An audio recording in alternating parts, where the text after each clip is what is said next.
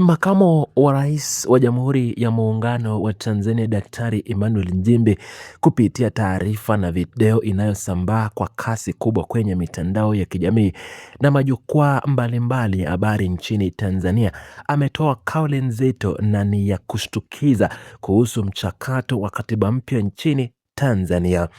Kiongozi huyo mwandamizi na mtendaji mkuu wa serikali, makamu wa rais Daktari Emmanuel Nchimbi amebainisha kuwa iwapo angepewa fursa moja pekee ya mwisho ya kutoa wito kwa Watanzania wote, ungekuwa ni wa kuhamasisha na kuwahimiza wapambane kwa dhati na kwa nguvu zote ili kupata katiba mpya yenye mwafaka wa kitaifa na makubaliano ya wadau wote wa kisiasa na kijamii.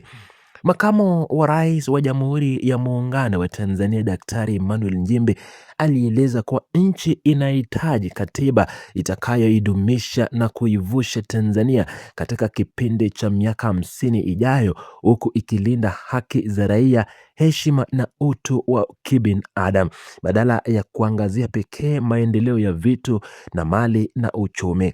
Katika maelezo yake, makamu wa rais alidai kuwa Mheshimiwa wa Rais wa Jamhuri ya Muungano wa Tanzania Samia Suluhu Hassan naye alitakia mema taifa na anawasia mchakato huo wa mabadiliko ya kikatiba na kwamba alitaka jambo hilo lifanikiwe. Hivyo anawataka wananchi kuendelea kusukuma jitihada hizo za kikatiba ili kufikia lengo hilo la kitaifa.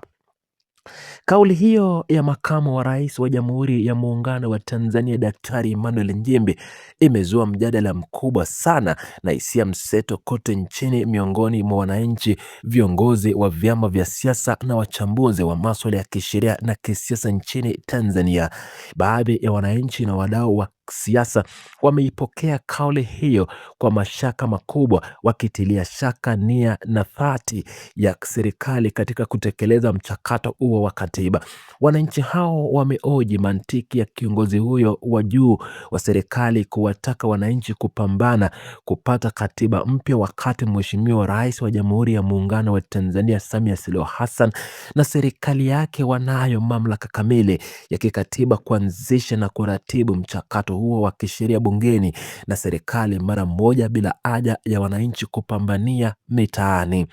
Wachambuzi kadhaa wa kisiasa wamesafiri kauli hiyo na ya makamu wa rais Daktari Emmanuel Nchimbi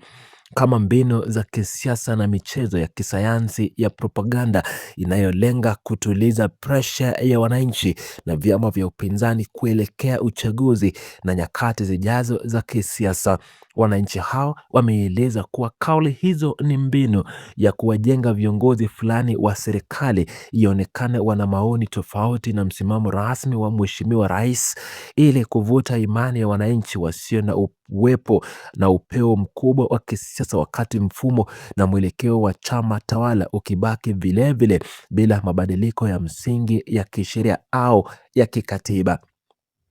Kwa upande mwingine, wadau wachache wameitazama kauli ya hiyo ya makamu wa rais Daktari Emmanuel Nchimbi kama ishara ya ujasiri na hatua ya wazi ya kufungua milango ya maridhiano na majadiliano ya kitaifa kuhusu katiba mpya. Wananchi hao wameeleza kuwa uwepo wa sauti inayounga mkono katiba mpya kutoka ndani ya uongozi wa juu wa serikali ni jambo linaloweza kuchochea kasi ya maridhiano ya kisiasa na kuleta mabadiliko yanayotakiwa na mfumo wa demokrasia nchini Tanzania.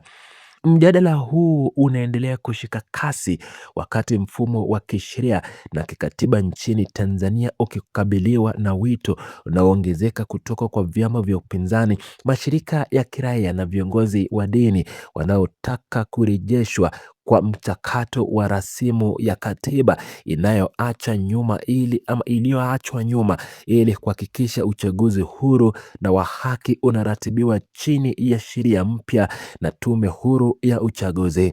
Pande mbalimbali za kisiasa zinaendelea kutoa maoni yao, huku wengi wakisisitiza kuwa hatua za vitendo kutoka serikali ndizo zitakazothibitisha ukweli wa kauli zilizotolewa na kiongozi pamoja na viongozi wengine wa kisiasa badala ya maneno ya majukwani pekee. Swala la katiba mpya limebaki kuwa nguzo kuu ya madai ya kisiasa nchini Tanzania kwa zaidi ya muongo mmoja, ambapo kila msimu wa kisiasa umekuwa ukigubikwa na hadi teletele na mijadala bila kukamilika kwa mchakato huo wa kisheria. Tamko la makamu wa rais Daktari Emmanuel Nchimbi limeongeza presha mpya kwa uongozi wa serikali ya awamu ya sita kuonyesha mwelekeo dhibiti ya kiutendaji kuhusu ratiba na maandalizi ya kuanzishwa tena kwa mchakato wa mabadiliko ya katiba ya Jamhuri ya Muungano wa Tanzania. Uchambuzi wa mambo unaonyesha kuwa utekelezaji wa mchakato huo unategemea pakubwa nia ya dhati ya kisiasa kati ya serikali na vyama vya upinzani pamoja na utayari wa Bunge la Jamhuri ya Muungano wa Tanzania kutunga sheria zitakazoridhisha na kulinda mchakato huo wa katiba mpya.